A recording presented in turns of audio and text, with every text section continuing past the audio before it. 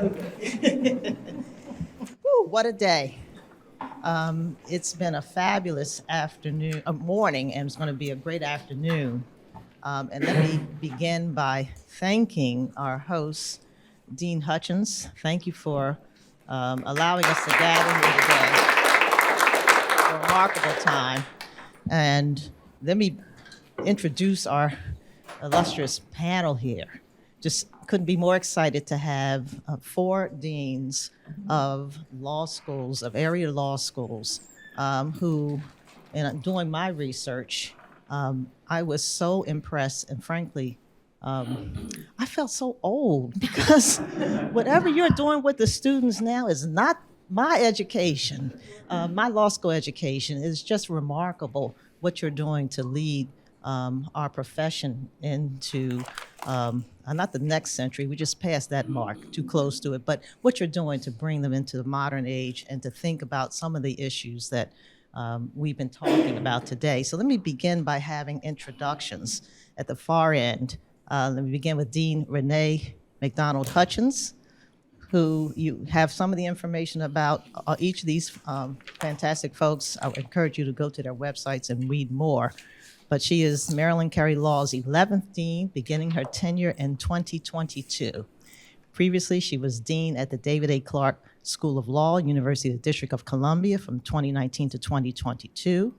And before her deanship at UDC, she was a member of the faculty here, founding and teaching in the appellate and post-conviction advocacy clinic. She rose to the position of co-director of the clinical program in 2014 and was named the Jacob A. Francis Professor of Public Interest Law.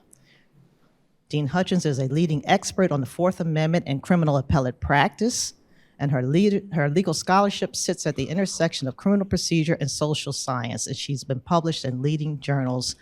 I could go on because her resume is just that long and that impressive. I will finish with letting you know was probably one of the more important things of her resume, to her, no doubt, which is that she's a graduate of Spelman College, America's oldest historically Black liberal arts college for women. And she received her JD from Yale Law School, where she was chair of the Moot Court Board of Directors.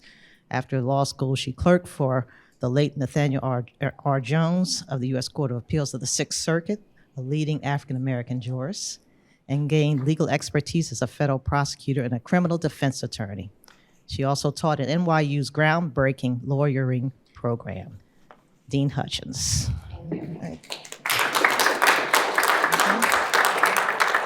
Ronald Weich, University of Baltimore School of Law since 2012. So you must be the longest serving dean at this table anyhow, right? And Dean Weich had a lengthy career in government in which he served as an assistant attorney general in the U.S. Department of Justice during the Obama administration and as chief counsel to U.S. Senate Majority Leader Harry Reid and Senator Edward N. Kennedy. He began his career as an assistant district attorney in Manhattan. And in 1987, he joined the staff of the U.S. Sentencing Commission, serving as its legislative liaison and representing the commission in federal courts throughout the country and litigation challenging the constitutionality of the Sentencing Reform Act. From 90 to 97, he was the general counsel to the Senate Committee on Labor and Human Resources and chief counsel to Senator Kennedy on the Senate Judiciary Committee. He advised the senior senator from Massachusetts on civil and criminal justice issues, drug control policy, patient safety legislation, constitutional amendments, and other matters. He also was in private practice from 1997 to 2004 with the firm of Zuckerman Spader. He has played a key staff role in the enactment of the 2007 ethics reform law. It must be paining you to see what's happening to ethics right now in the Hill. Stay with us. And he also played a key staff role in the 2008 amendments to the Foreign Intelligence Surveillance Act and other significant legislation. Thank you, Dean Weich. Okay. And moving to this table, Dean Roger Fairfax, Jr., who is Dean of the American University Washington College of Law, and is a prominent legal scholar, educator, and nationally known expert on criminal justice. He previously served as the Patricia Roberts Harris Research Professor and founding director of the Criminal Law and Policy Initiative at George Washington University Law School, my alma mater. Right. His scholarship has been published in books and leading journals, and he has taught courses and conducted research on criminal law and procedure, professional responsibility and ethics, criminal justice policy and reform, racial justice, and grand jury and internal investigations. He has championed diversity, equity, and inclusion efforts throughout higher education and the legal profession. He also practiced law with the firm of O'Melveny and Myers in Washington, D.C., and served as a federal prosecutor through the Attorney General's Honors Program in the Public Integrity Section of the Criminal Division of the U.S. Department of Justice. He is an elected member of the American Law Institute, and I think that's true for every one of our panelists, and a fellow of the American Bar Foundation. In 2019, Chief Justice Roberts appointed him to the Judicial Conference of the United States Advisory Committee on Criminal Rules. Thank you, Dean Fairfax. And immediately to my right is Dean Dayna Bowen Matthew, JD and PhD, and she is the Dean and Harold H. Green Professor of Law at George Washington University Law School, again, my dean. She is a leader in public health and civil rights law who focuses on disparities in health, healthcare, and the social determinants of health. Dean Matthew joined GW Law in 2020, and she is the author of the best-selling book, Just Medicine, A Cure for Racial Inequality in American Healthcare, and the newly released Just Health, Treating Structural Racism to Heal America. Dean Matthew served on the faculty of the University of Virginia before GW drew you away. We got you, where you were co-founder and inaugural director of the Equity Center, a transdisciplinary research center. She is also the co-founder of the Colorado Health Equity Project. And in 2015-2016, she was a Robert Wood Johnson Foundation Health Policy Fellow in residence in Washington, D.C., and pivoted her work toward population-level clients. She forged relationships with influential policy groups such as the Brookings Institution, where she is currently a non-resident senior fellow and the Congressional Black Caucus Fellow. And you have a PhD in health and behavioral sciences, which you received in 2018. And I so admire you that you decided to go back to school after law school, something I promised myself I would never do. So as you can see, we have 4 distinguished people who have amazing backgrounds, diverse backgrounds, and yet they've taken on the same job. So we're going to take an opportunity to just learn a bit about what it is that you see your role and responsibility as, because we've had a morning where we've had many conversations about lawyers, those who were here today obviously doing amazing and great work, but we also heard a lot of stories about lawyers behaving badly. And so there are questions in the minds of some, I'm sure, which is, who are raising these people? And the finger points to, fairly or not, to law schools. So I just wonder, what do you each see as some of the grand challenges that you face as those who have to lead these institutions that are raising lawyers?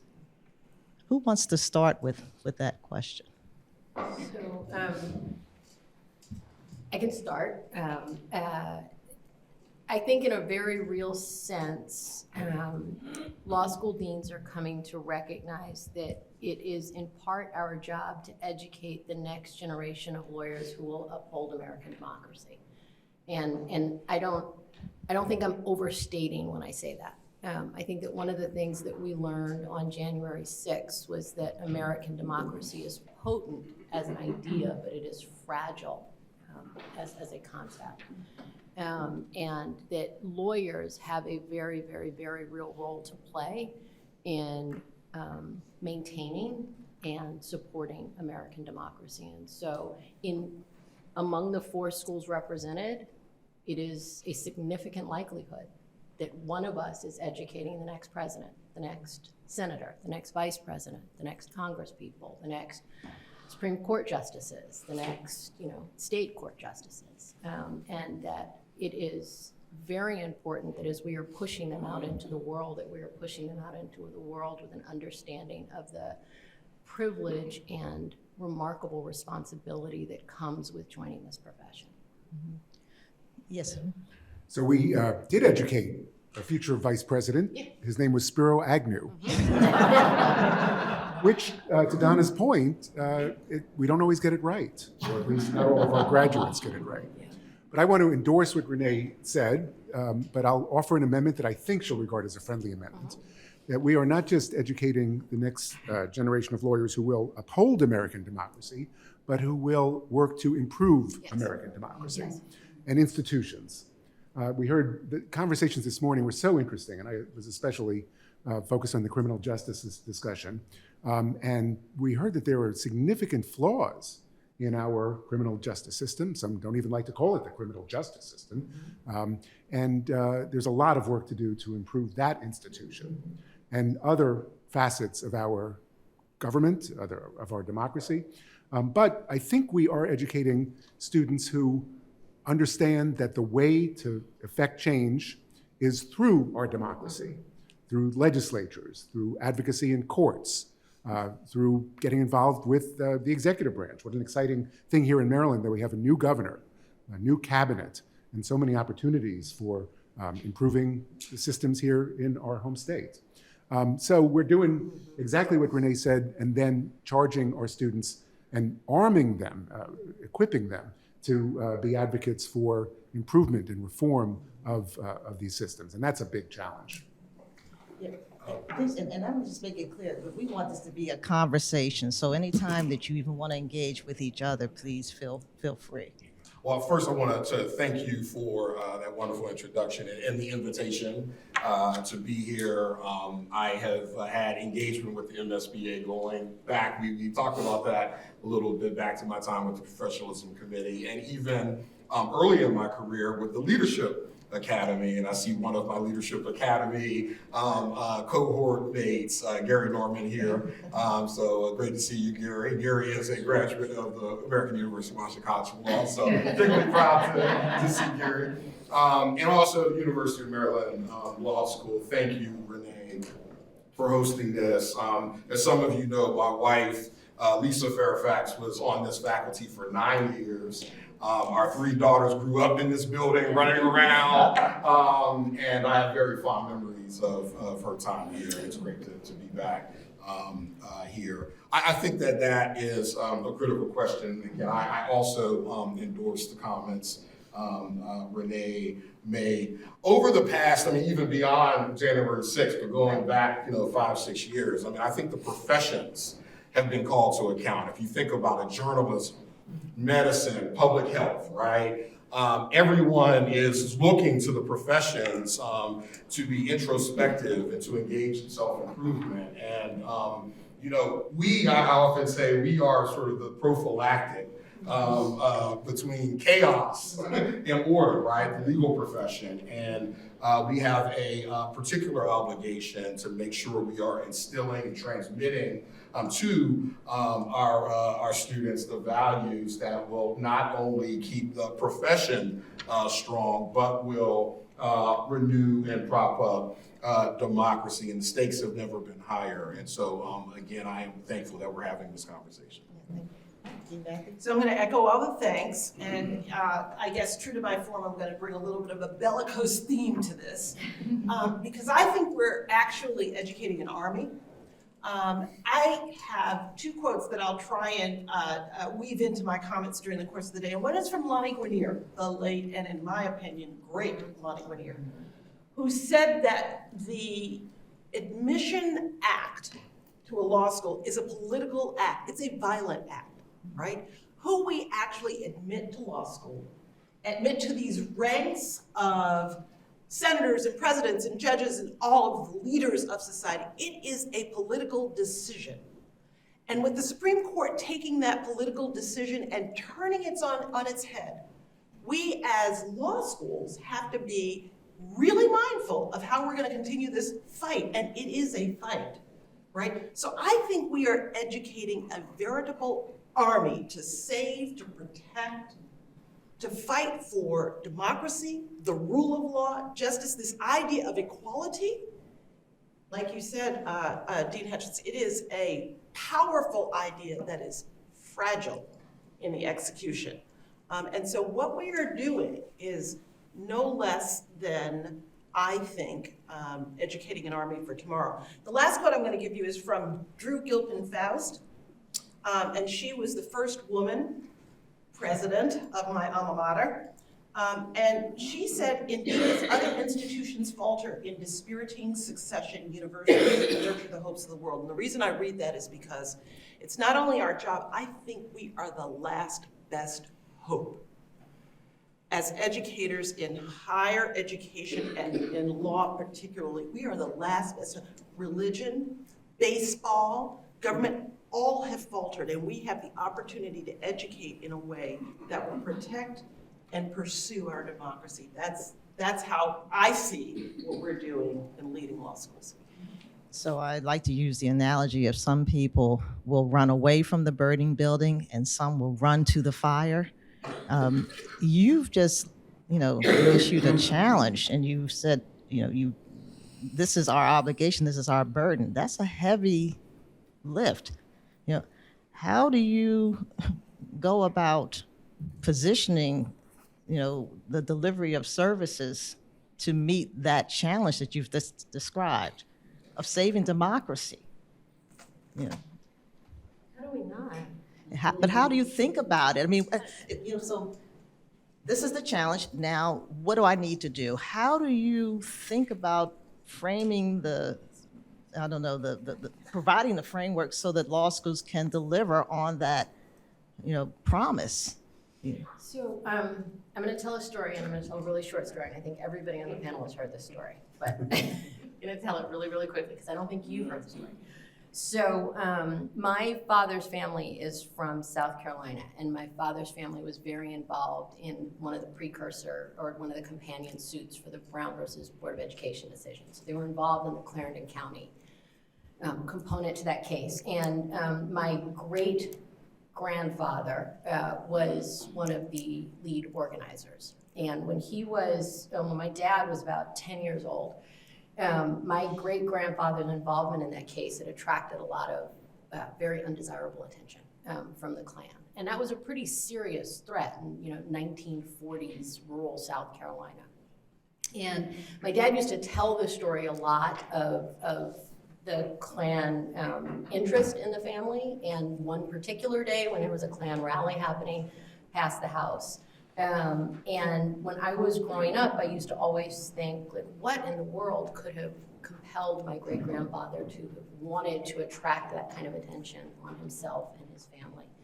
And I came to realize after I got into law school that it was the power of law to make ordinary people do extraordinary things, right? It was my great-grandfather's belief that the courts would vindicate for him a version of America that he hoped for but had never seen.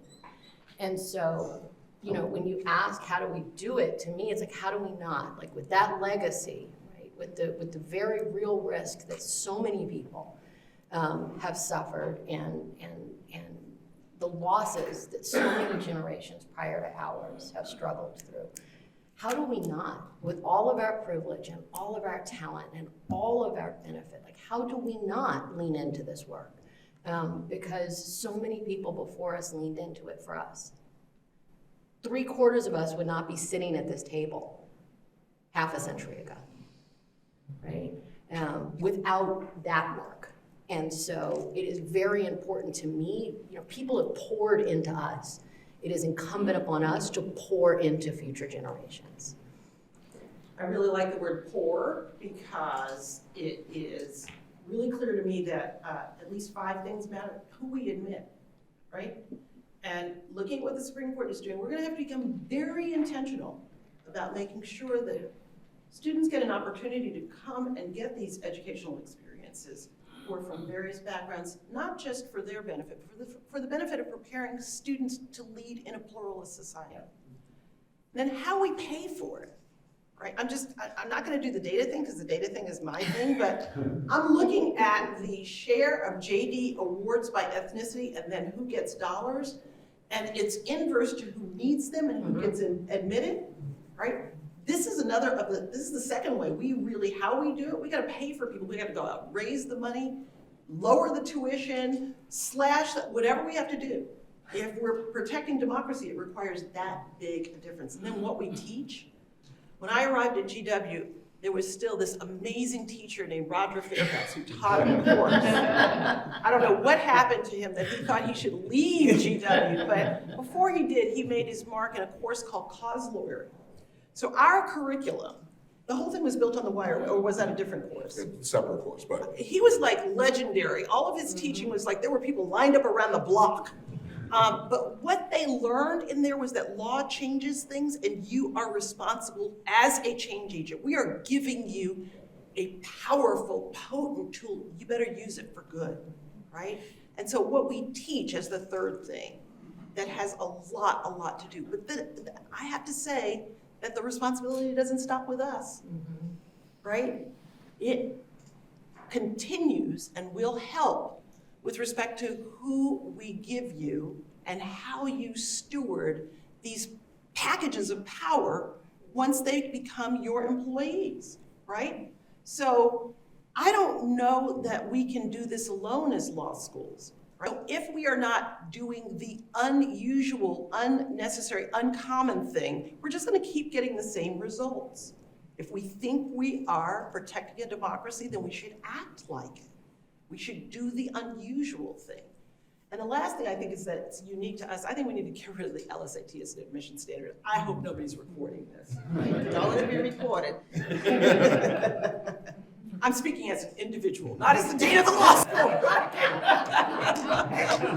Well, let me help you out. I think that we should get rid of the LSAT. I'm talking That sound you heard was the admissions team at GW falling out. They're all- I think Dean Matthew really hit it on there. I love that framing. I love the 5 points, and I want to say something about the first and the last, but they're all interrelated. We are gatekeepers, right? We are gatekeepers to the profession, and then by extension to the protection of democracy, and being very intentional about what criteria we believe are appropriate for determining who it is will be the next generation of sentinels, right, for democracy. That's something that we need to take very seriously. It's not enough to say we're doing it this way because people before us did it that way, because to Dean Hutchins' earlier point, we wouldn't be sitting here if that were the way forward. And so that is an awesome responsibility, and one that we take seriously. And then toward the last point in terms of criteria for admission, this is a time that is fraught for obviously not only for legal education, but for higher education and everything that it influences in our society. And it is absolutely imperative that we as a legal academy and as a cohort of those who run law schools in partnership with those in the profession who care about those issues, that we are very thoughtful and intentional about how we design the next chapter. We can't find ourselves stuck in the past, because as we know, and you can go down to First Street Northeast in DC, there are opinions that are likely to come down later this year that are going to constrain drastically our ability to promote democracy in the cohort coming in future classes in law schools. And so now's the time, and I actually see it as an opportunity. I think, apropos of what Dean Matthews said, we can't be stuck in the past. We cannot fall victim to path dependency with regard to how we're going to shape the profession going forward. And it's not only the Supreme Court cases, it's the ABA has been very active recently in terms of testing and criteria for admission to law school. Unless you've been under a rock, you know that the U.S. News and World Report rankings have been top of mind for many in the academy and the profession. And it's opening up new opportunities of collaboration and cooperation among law schools and with the profession. And I'm really excited about that. So as difficult and as challenging as these times are, ultimately, I think there are going to be opportunities, and it's up to us to take advantage of those opportunities. So Don, I'll take your question quite literally. How do we do it operationally? And specifically, I'll build on the good comments of my colleagues to say, what role do we have as deans of law schools? And maybe I'm picking up especially on Dayna and Roger pointing out that we have to look forward and create opportunities for students to be practicing lawyers in the next 20, 30, 40 years. One thing that we do as deans is we help to shape the curriculum and make sure that there are other elements of the law school environment that inform students, that expose students to these issues and challenges.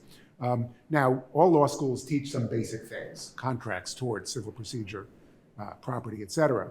And we can't abandon that. Those are the building blocks of legal education.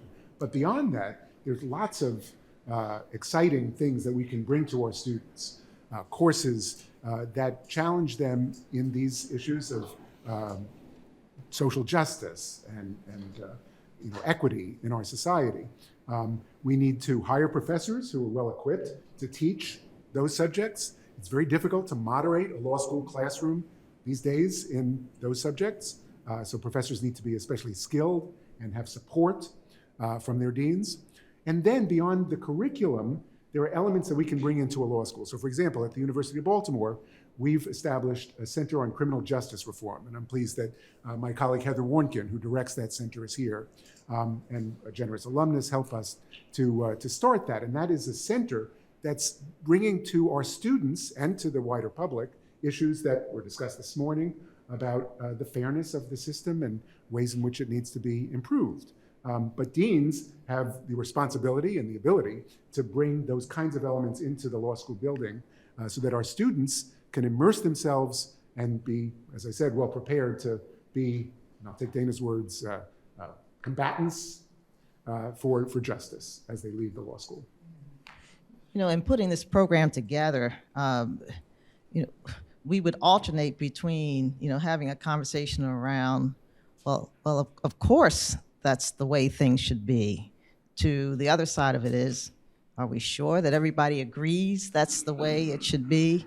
And do you struggle at all with, how do we define what the norms are for professional practice to raise these warriors, to raise these people who are going to go out and protect democracy, who are going to be the advocates that we say lawyers must be? We certainly have enough examples in history where we have not held up that end of the bargain. And why? Shouldn't we all know what's supposed to happen? Well, apparently there's not always agreement. How do you think about, what are the things that define us as a profession that you think we need to instill into these students, soon to be lawyers operating from positions of privilege? Here I want to try and answer by starting a story, but the story is unfinished, so it'll have to be a conversation among us. And I always wear a GW pin, and at the bottom it says that our law school was established in 1865. 1865 is a pretty significant year for this country. We're in the nation's capital, and you ask yourself, who in the world thought it was a great idea to put a law school in the nation's capital right after the Civil War? I mean, it was literally months after the Civil War concluded. Bloodiest war on the continental United States, the most divisive that you could ever describe our country. And I conclude that it was somebody, they didn't have me in mind as dean, all right, but it was somebody who thought that lawyers were essential to bridging very significant divides. Somebody who thought lawyers were really important to bringing together disparate points of view, even violently different points of view, and finding a path forward to build a nation, to hold a family together, to build a corporation. That's our job, right? And the thing that has thwarted it the most is, in my view, an utter confusion about the difference between having a different point of view and being able to disagree agreeably, right? Having disagree, and the view that there can only be one right way, right? There's only one right way. We cancel you if you don't agree with us, right? Now, those hard conversations are what law schools should specialize in. If you ask, are they difficult? Everybody on here knows that I took a very, very difficult opinion. After Dobbs versus Jackson Women's Sex, no laughing allowed, right? Justice Clarence Thomas sits on my faculty, right? And after that opinion, well, let me just say, before that opinion, I had a very hard time putting two words together that he and I individually would agree upon. That's my personal view. However, I got a petition signed by over 10,000 people saying that I was to dismiss him from my faculty and cancel his class. I don't know how you feel about that, but if I did that, I'd also have to dismiss the critical race theorist from my faculty and cancel their class as well. And so we had that hard conversation about what we were gonna do. Now, if you wanna talk offline about the way that it turned out, he did not end up teaching. That was his choice, not mine. Can I just say I really admire Dayna for not succumbing to pressure there. We deans are constantly facing pressure to speak on controversial issues, to take actions that one set of constituents might support and others would not support. And we have to stay strong and sort of remember our mission. And it's not to just sail, in one direction. So thank you, Dayna. Yeah. And I would also add to the original question that this is one of those places where law schools and the practice need to be working more hand in glove. And so one of the things that I used to tell my students when I taught the appellate clinic here at Maryland, I used to tell them to stop laughing at lawyer jokes. That there is a degree to which I think lawyers have ceded some of the nobility of the profession.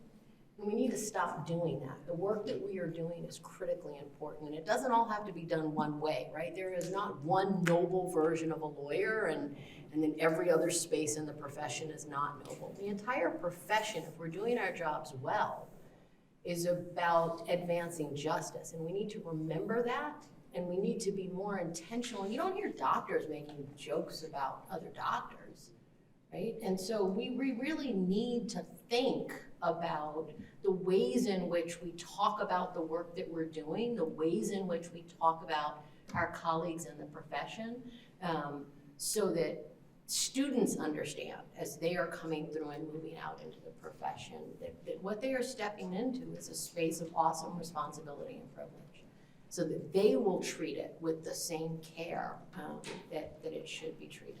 But that's on all of us. That's not something that we can just inculcate in law school. And I think that, I mentioned the American Bar Association earlier, and of course they're the entity responsible for the regulation, ultimately the accreditation of law schools in the United States.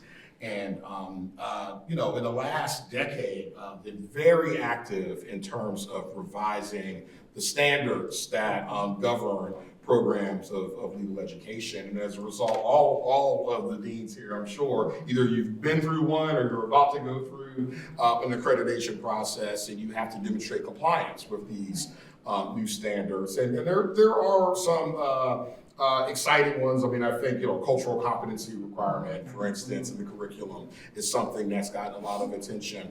But the professional identity formation aspect of the standards, I think, is a real opportunity for law schools, obviously, to really drill down on what it means to be a lawyer.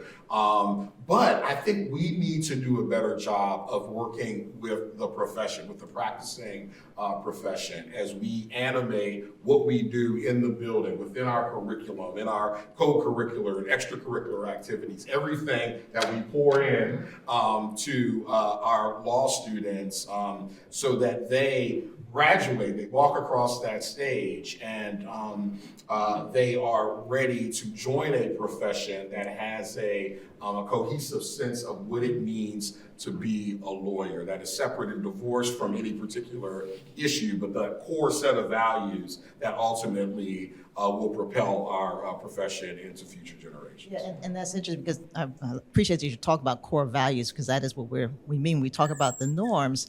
And the comment that you made, Dean Hutchins, about lawyers not laughing at lawyer jokes. And I suppose another way to approach that also is to question why there is any conduct that people would make jokes about.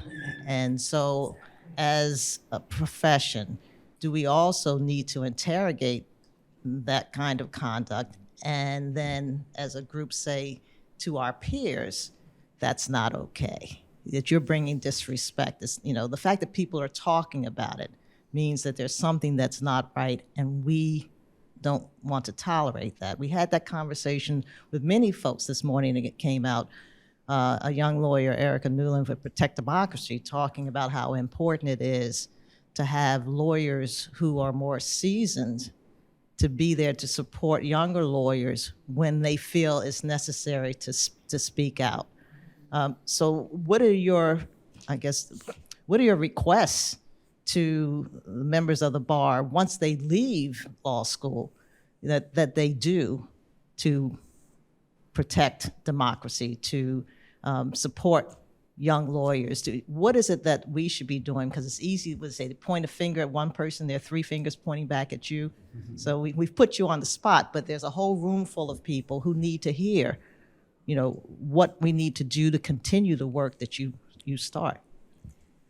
So I'm going to start by pointing the three fingers at us because we as a legal academy, and I think it happened way before the tenure of these young deans. Of course. But we admit students that have written these phenomenal essays about how they want to save the planet. And they want to cure disease and stop violence and do grand things. They want to do big things in the world. And we admit them because of those grandiose ideas. And then somewhere in the black box that is the 3 years of legal education, we saddle them with enough debt. We give them enough of a relativistic view that absolutely any answer must start with "it depends." And we tell them that they belong in hierarchies, and here's where the partnership comes, based on who has a suit that day and is getting an OCI interview, right? And so no surprise, they leave with a very different set of values. And three fingers point at us, but when I answer your question, I say we have to not only adjust our teaching values, we have to adjust our hiring values. When I was practicing, every single month they would circulate the number of billable hours that I had racked up, and I would see it as against my peers to see how I was doing in hitting or missing that 2,000 plus mark, right? What kind of a human being does that make? And what kind of values does that inculcate, right? When I was practicing back in the dark ages, I didn't get credit for my pro bono hours. And now that my son is practicing, I better not say how many, but it's not enough. His firm gives credit for. What does that say we value, right? At the law firms that I worked at, the executive committees had nobody that looked like me on them. Therefore, the policies that have to do with people that look like me did not, at least not intentionally, affect or reflect the values that were important to me. So how you manage a firm, what the values are that you're asking of your young attorneys, who you are admitting as young attorneys, why you're hiring them, why you're promoting them, the work conditions that you are giving them, all bespeak the values of the profession. Now, I know there's a business model, right? I know that 2,000 hours times whatever the number of hours billable equals a bottom line. I understand that. But at what cost? I don't know what the data says today, but we are likely still, if not one of the most impaired professions of the profession. It's the very high cost to pay. So I suggest we all change our business model. Thank you. Any other thoughts? Yeah, I would just add a couple of other things. You asked what the profession could do to help us. So I'm not gonna point 3 fingers back at us, because Dayna just did that. Instead, I'm gonna point that way. And so I would say a couple of things. I would say mentor, mentor, mentor. Pour back into the law school that gave you your launch pad, or your local law school. But mentor students. Teach or guest lecture if you are available. So you are working on the front lines of the practice. You have a perspective and a viewpoint that is valuable and useful, and volunteering to guest lecture in classes is one way for you to impart that wisdom. And then the last thing I would say has to do a bit with rankings. Stop hiring from just the top 5 and 10% of the class. So SMART looks a lot of different ways,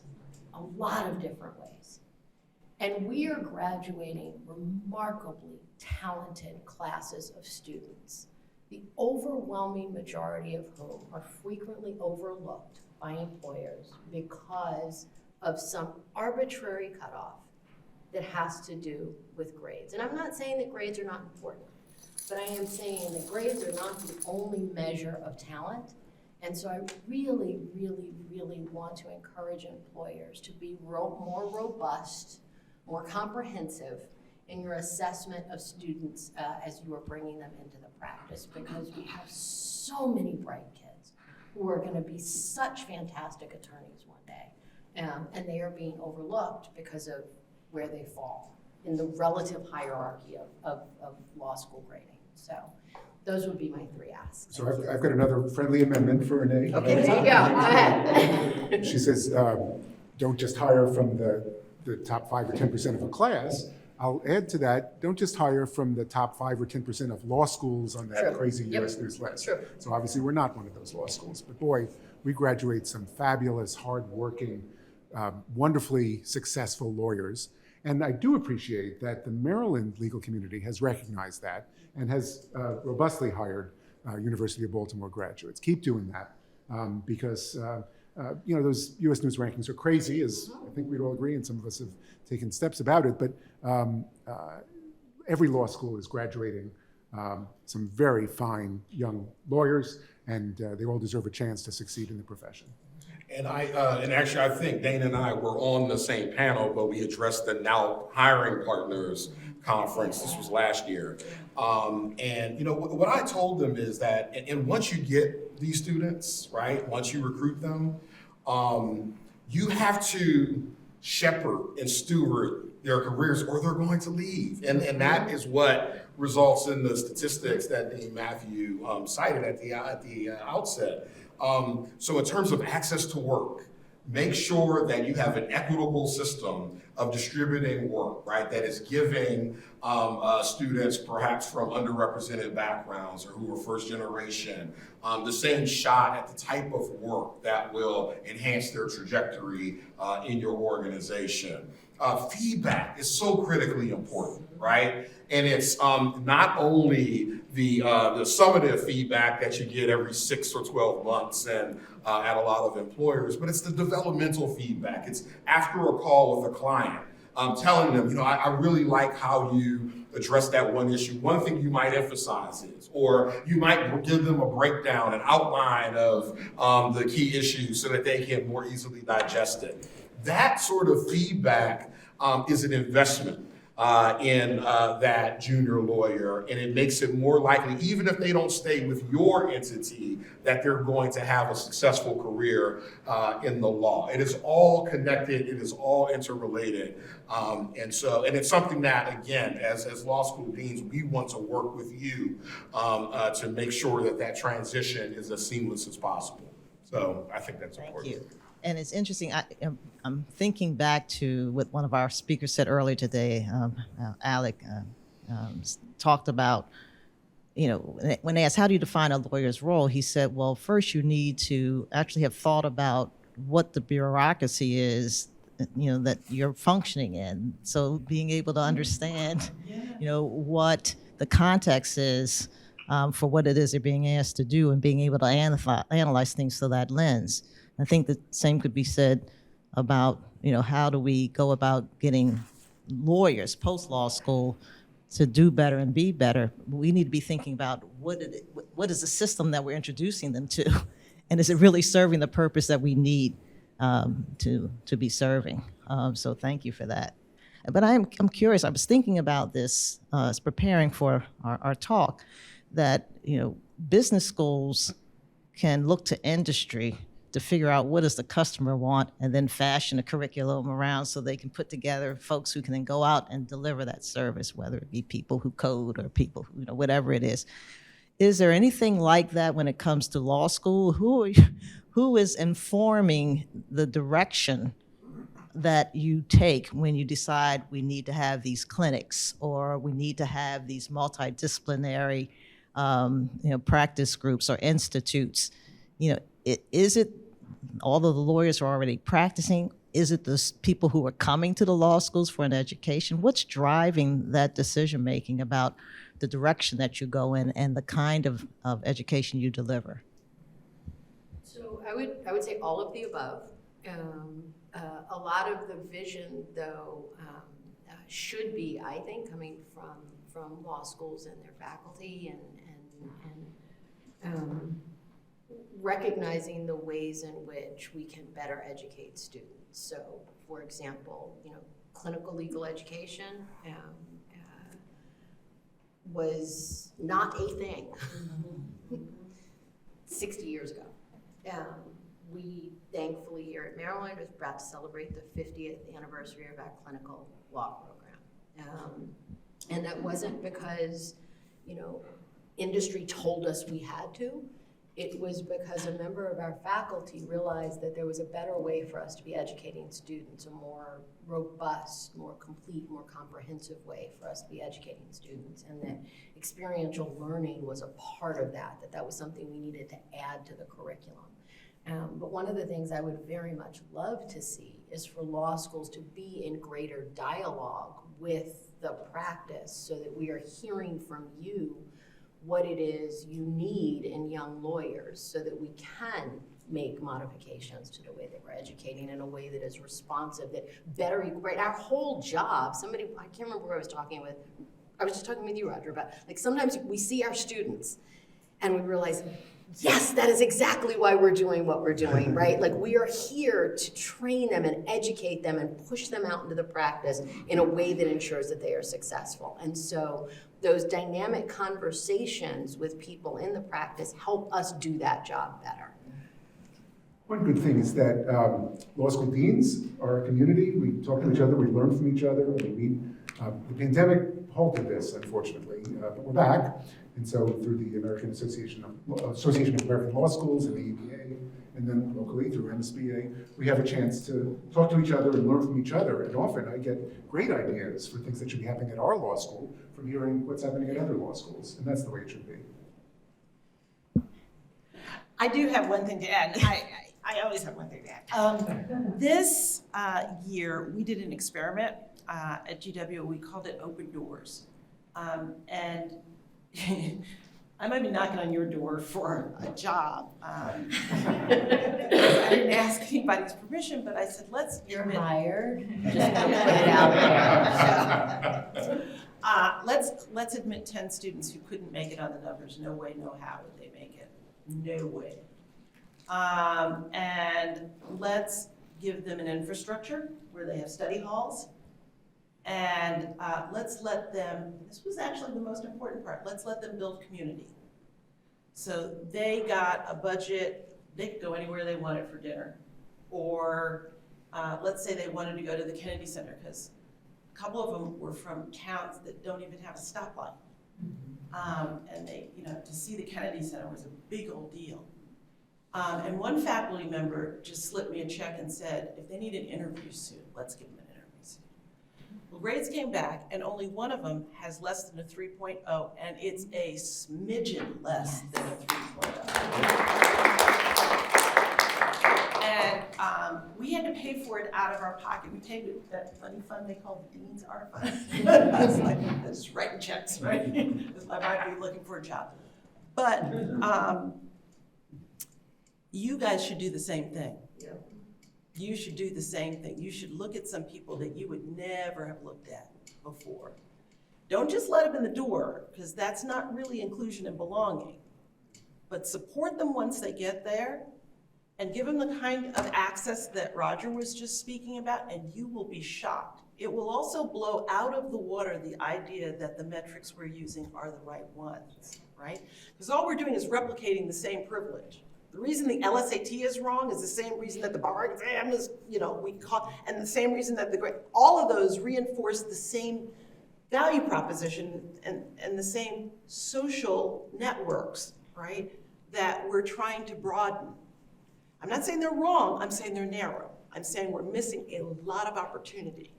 Was that even the question? I think it's great, and Can I just add one yes. thing to what Dayna said? And this is for us and this is for you, right? That we also have to do that work and understand that it's not charity. We have to do that work and understand that it's good for us. It makes our schools better. It makes our classes more engaged and richer and more thoughtful to have a diversity of opinions. It makes your practices better. Yes. And your firms better to have a diversity of lawyers sitting in the chairs.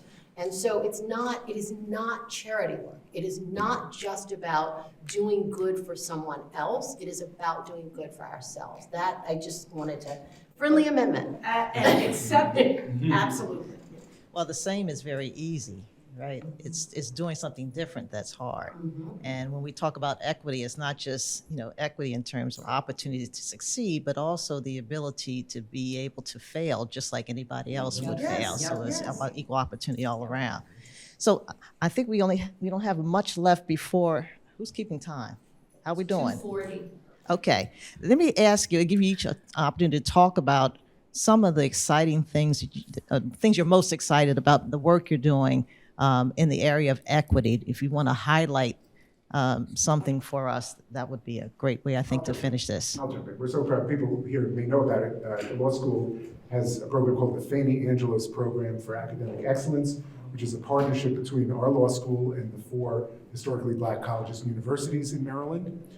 We find promising undergraduates at those schools who are interested in becoming lawyers. We mentor them. We prepare them to take the LSAT, so we're at an early stage.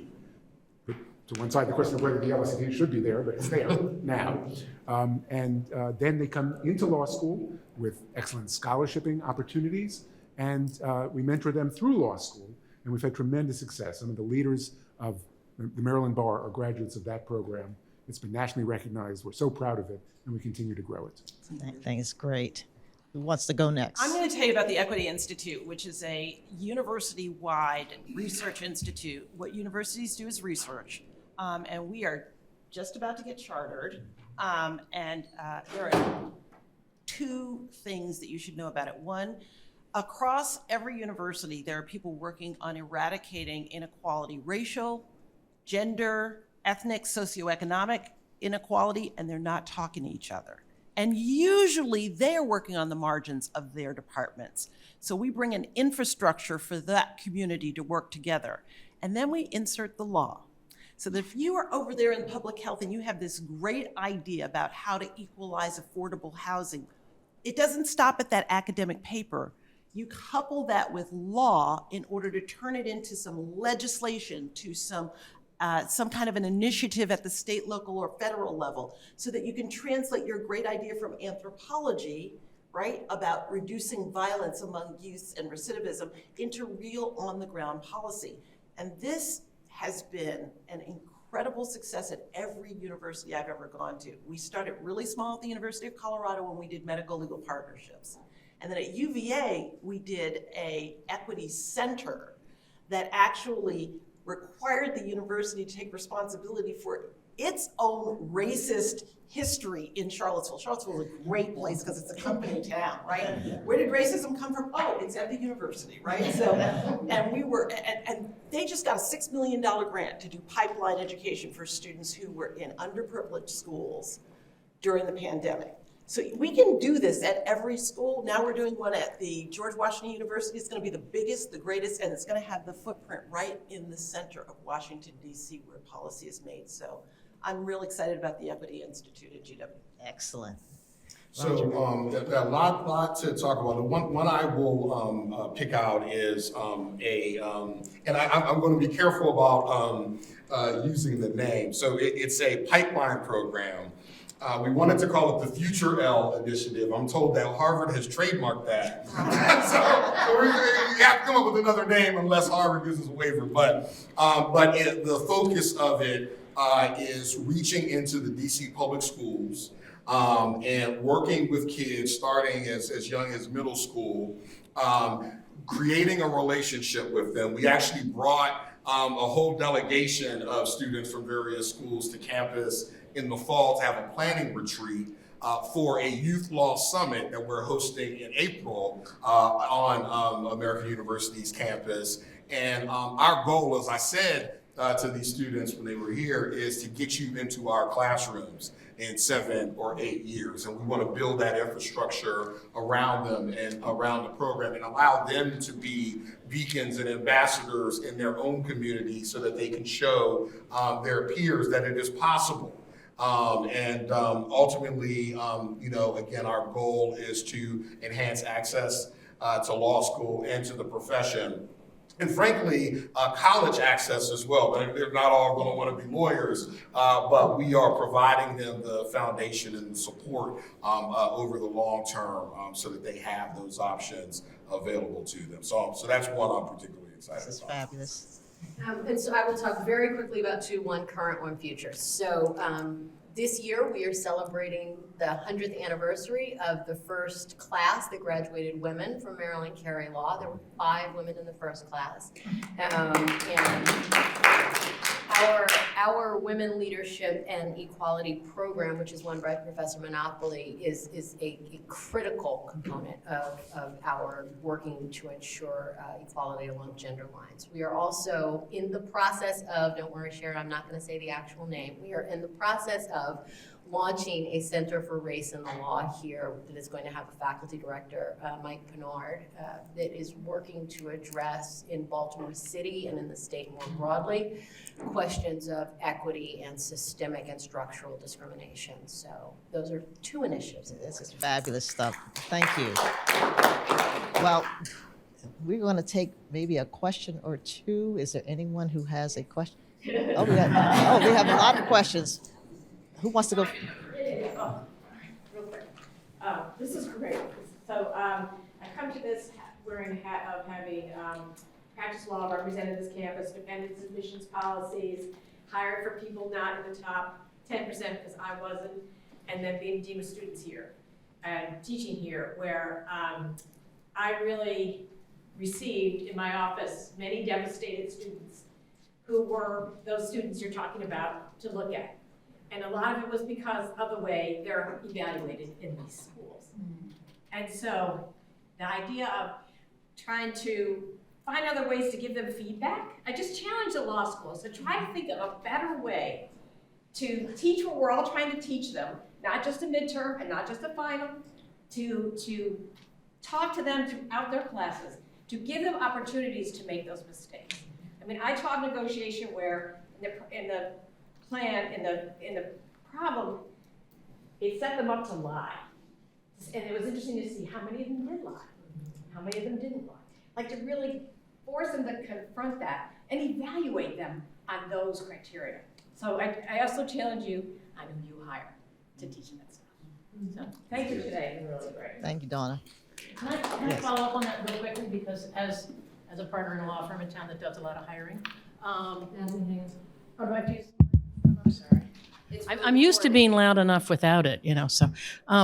But to your point, Dean Hutchins, I get the idea don't just hire based on grades.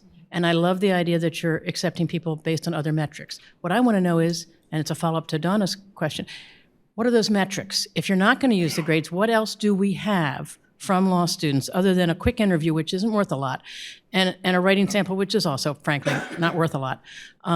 What metrics would you suggest we use? Yeah, there's a lovely article I'd be glad to share with you. There's a series of articles that talk about the true competencies of what makes a good lawyer, right? The true competencies have very little to do with an ABCD. It has to do with your ability to build connections, communication, and those are things that you can begin to ask about. I think the interview is probably more important than we realize, and I'm sort of exploring with my admissions faculty whether we should, as staff rather, whether we should think about interviewing more. But I'll share the article. It's like 25 competencies that really are essential, and you can't grade them. But And you can teach. Yeah.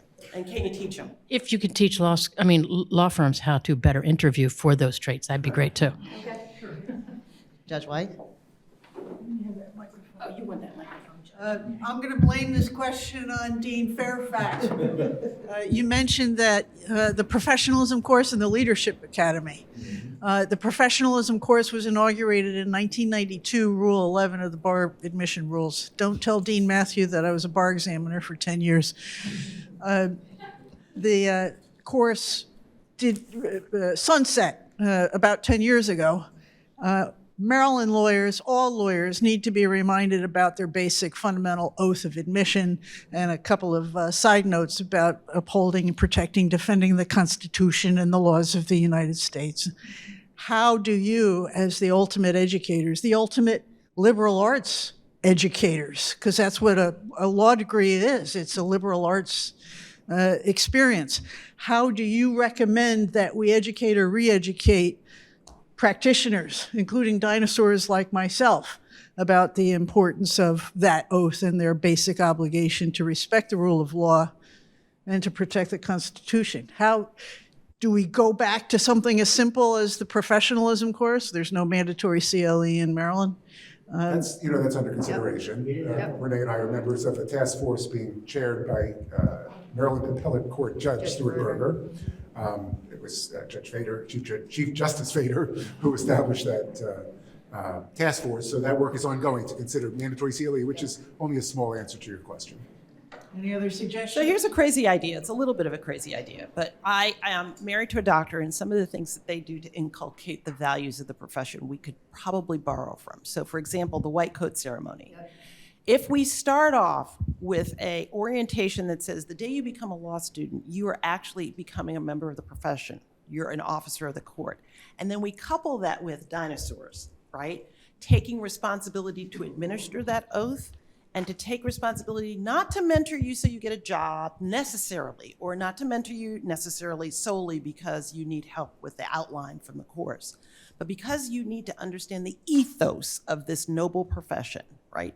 What it means and what I do day to day as a experienced lawyer, administering the oath to you when you arrive at law school so that both of us are members of a profession that we can be proud of might be a way to remind ourselves that we have this incredible privilege, that people put their trust in us, their lives, their dollars, their futures, their family. They trust us with that, and that we have a sacred responsibility, and we could remind ourselves right from the start. And I tell my students at orientation that same thing about, your counterparts down the street are giving the white coat, the 1Ms, but the 1Ls need to think about that in the same way. Something that's often overlooked, because in all of us who are lawyers, we all had to take legal ethics or professionalism before we graduated, and it was a requirement. And a lot of times students roll their eyes, and it's hard to get faculty to teach it because it's hard to teach because a lot of them don't want to be there.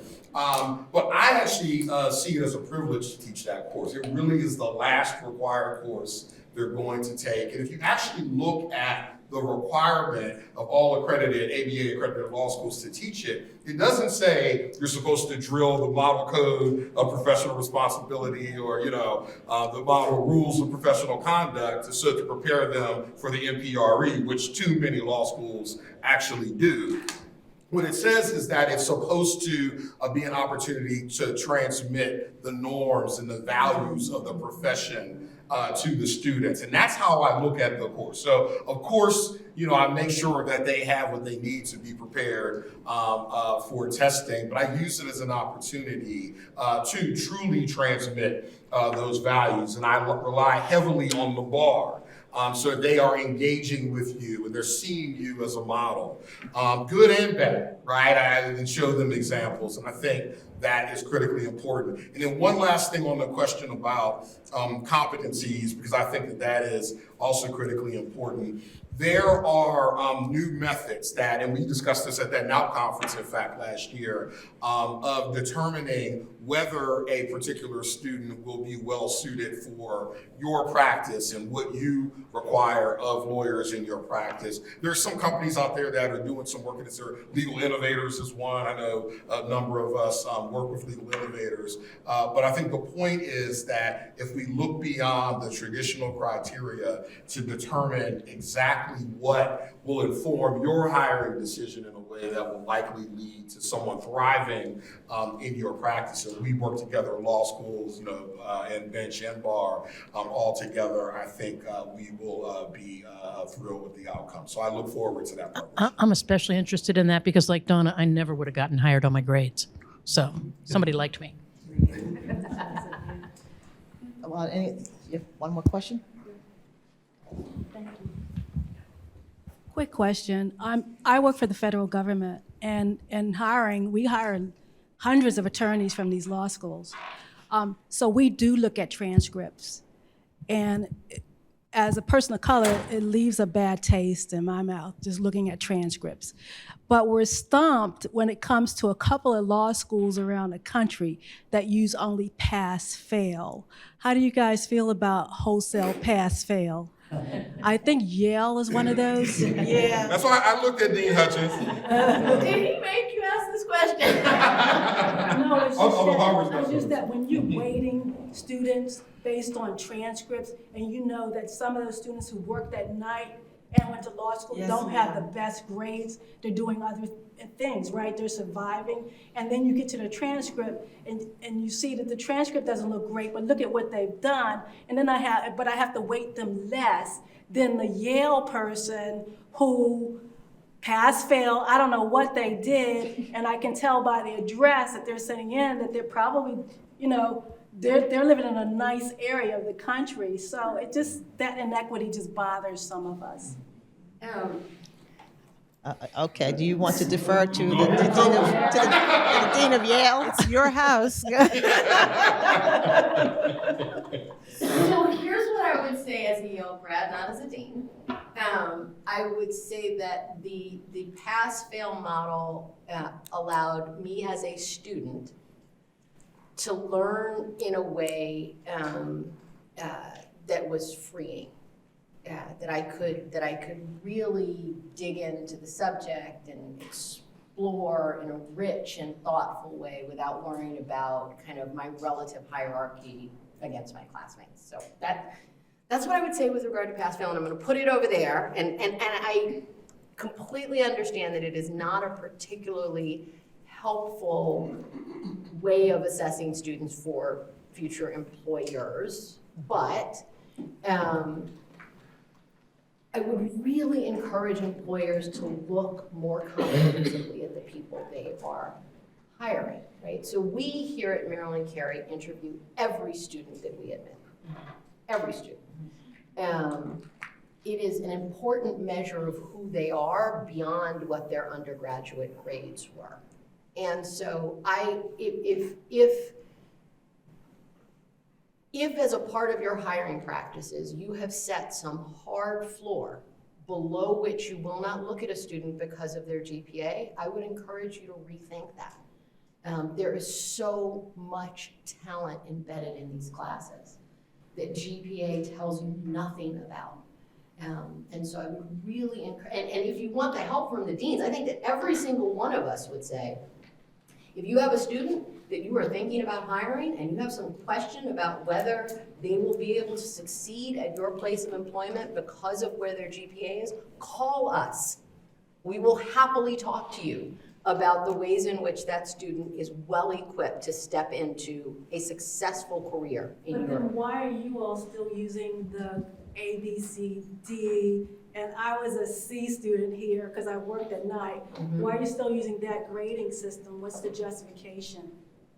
Yeah, I think we have to be held accountable. I'm gonna take the fall a little bit, because we're still doing it. It's the system that we have as a profession that relies on hierarchies, right? So none of us are T14 schools. If we want you to look at us the same way you're looking at a Harvard, Yale, Columbia, Chicago grad, we gotta give you our A students, right? We can't give you our P pass students because you won't look at us, right? And at the same time, we have to be held responsible and accountable for the fact that we, at least we at GW, have stuck with that A, B, C, D. Now we're thinking about raising the median so that we, send you more students that have the numbers that you will look at. But I think we are as culpable for continuing that system as the profession is culpable for relying upon it. Thank you. All amazing, insightful comments. Thank you, because this really is a self-perpetuating system, isn't it? And that's why we, by having a series of talks like this, we really want to challenge each other to think differently. Think about why we're doing things, not just the fact that we've always been doing it a certain way, but why, and is that still a model that is relevant today? Not just thinking about what people do, but how do they do their job? So there are a lot of questions we need to be asking. You can't do it alone. We appreciate the time that you've invested in thinking about these questions and sharing your knowledge with us. And now the challenge for all the rest of us is to figure out what we do with that knowledge, because this is a team sport and we will rise and fall together. We all have to figure out how to make this work.